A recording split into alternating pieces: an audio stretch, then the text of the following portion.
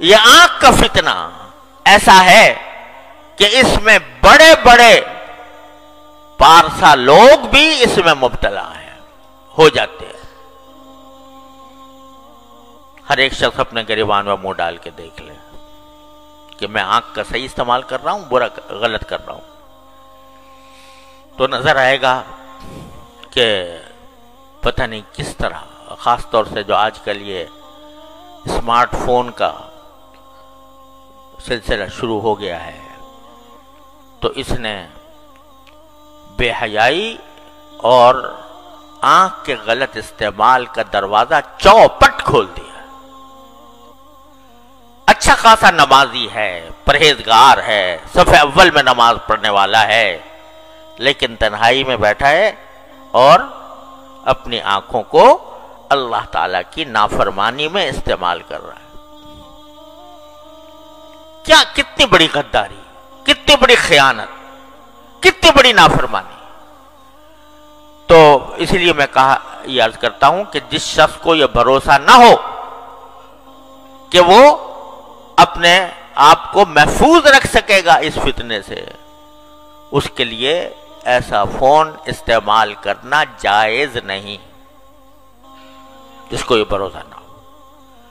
اگر بھروسہ ہے تو بعض اوقات اس سے اچھے کام بھی لیے جا سکتے ہیں، لیکن پاؤں پھسلنے کا ہر وقت خطرہ، نگاہ کے پھسلنے کا ہر وقت خطرہ۔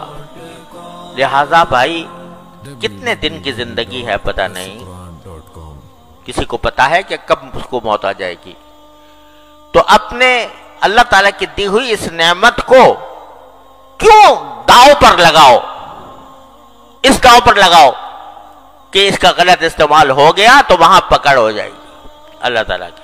فاروق اعظم جیسا انسان جس کی تقوی و طہارت کی قسم دنیا کھاتی ہے، وہ جب یہ کہتا ہے کہ مجھے برابر سرابر چھوڑ جاؤں تو غنیمت ہے، تو ہما شما جو ان قسم کے فتنوں میں مبتلا ہو جاتے ہیں، ان کے دل میں خیال نہیں آتا، ان کے دل میں یہ خوف نہیں ہوتا کہ یہ جو ہم اللہ تعالیٰ کی نعمتوں کا غلط استعمال کر رہے ہیں، ایک دن اس کا حساب دینا ہوگا، ایک دن اللہ تعالیٰ کے سامنے حاضری ہوگی، اور ایک ایک نگاہ جو جس چیز پر ڈالی ہے اس کا حساب مجھے دینا ہوگا۔ تو اللہ تبارک و تعالیٰ اپنے فضل اور بھائی دیکھو، یہی وہ چیز ہے کہ جو انسان سے محنت، مشقت اور اپنے نفس پر زبردستی چاہتی ہے، زبردستی۔ بہت عرصے تک میں بیان کرتا رہا ہوں، یا ایھا الذین آمنوا اتقوا اللہ وجاہدوا فی سبیلہ، کہ تقوی کا راستہ یہ ہے کہ اللہ کے راستے میں محنت کرو۔ کیا محنت کرو؟ کہ نفس کسی طرف بلا رہا ہے، مچل رہا ہے، گناہ کی خواہش دل میں پیدا ہو رہی ہے، اور تم اس خواہش کو زبردستی کر کے دباؤ، یہ ہے مجاہدہ۔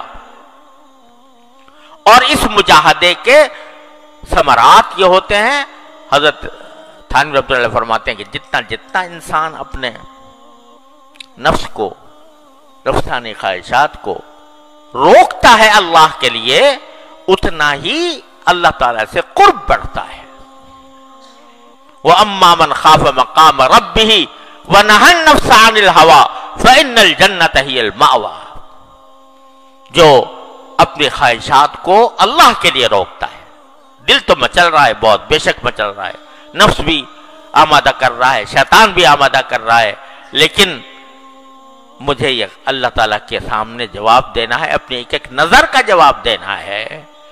اس کا احساس کر کے جب آدمی اپنے اوپر زبردستی کرتا ہے تو اللہ تبارک و تعالیٰ کے ہاں اس کے درجات میں ترقی ہوتی ہے، تعلق میں اضافہ ہوتا ہے، اللہ تعالیٰ کی محبت اس کے دل میں پیدا ہوتی ہے، اللہ تعالیٰ اس سے محبت فرماتے ہیں۔ تو میرے بھائیوں اور بہنوں، اللہ تبارک و تعالیٰ کی نعمتوں کا پہلے تو احساس کرو، کثرت سے سوچا کرو کیا کیا نعمت مجھے ملی ہوئی ہے۔ اور اس نعمت کو صحیح استعمال کرنے کے لیے اپنے نفس کو زبردستی، اپنے نفس پر زبردستی کرو، اور اس کی نافرمانی میں استعمال کرنے سے اپنے آپ پر زبردستی کر کے بچاؤ۔ کیا قیامت آ جائے گی؟ ایک تو تنہائی کے اندر بیٹھے ہوئے دیکھ رہے ہو کچھ، اگر فرض کرو سمجھو کہ اس وقت تمہارا کوئی باپ آ جائے، تمہاری ماں آ جائے، تمہاری بہن آ جائے، تمہاری استاد آ جائے، کیا پھر بھی تمہارا دل مچلتا رہے گا؟ کیا پھر بھی وہ خواہش جو دل کی ہے وہ اسی درجے میں برقرار رہے گی؟ فوراً بند کر دو گے۔ اب کیسے بند کر دیا بھائی؟ یہ کہتے ہو کہ ہمیں اپنے نفس پر اختیار نہیں، ہم بے اختیار ہو جاتے ہیں، ہم جو ہیں مچل جاتا ہے دل، اور ہم اپنے تقاضے کو دبا نہیں سکتے، مجبور ہیں اس کے آگے۔ ارے اب کہاں گئی مجبوری؟ جب تمہارا باپ آ گیا، تمہاری ماں آ گئی، تمہارا استاد آ گیا، تمہارا شیخ آ گیا، پھر کیا کرو گے؟ پھر بھی دیکھتے رہو گے؟ بند کرو گے کہ نہیں؟ کیوں کرو گے؟ اس واسطے کہ طاقت تھی تمہارے اندر بند کرنے کی، اختیار تھا تمہارے اندر بند کرنے کا، احساس ہو گیا کہ میں بدنام ہو جاؤں گا، احساس ہو گیا کہ مجھے سزا ملے گی۔ ارے وہ جو ہر وقت تمہیں دیکھ رہا ہے اس کی پرواہ نہیں، اور اگر اس کی پرواہ ہے تو پھر اسی طرح بند کرو جیسا کہ اپنے باپ، بھائی، استاد اور بڑے کے سامنے بند کرتے ہیں۔ تو اپنے نفس پر یہ زبردستی کرنی ہوگی، اور اسی زبردستی کے ذریعے تم اللہ تعالیٰ تک پہنچو گے۔ یا ایھا الذین آمنوا اتقوا اللہ وجاہدوا فی سبیلہ لعلکم تفلحون۔ فلاح اسی طرح حاصل ہوگی جب اپنے اوپر زبردستی کرو گے، اللہ تعالیٰ کے احکام کی اطاعت کر کے بھی اور نافرمانی سے بچ کر بھی۔